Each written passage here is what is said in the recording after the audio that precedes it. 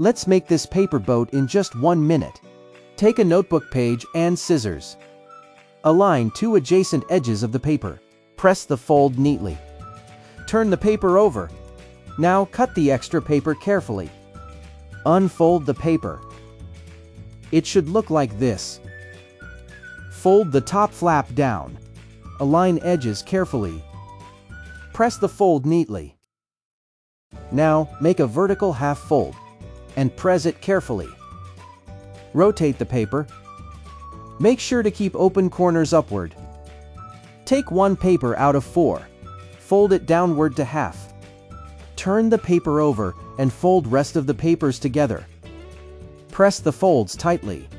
Open it like this into another square. Almost there. Gently pull both top corners apart. Shape the boat carefully. And your paper boat is ready.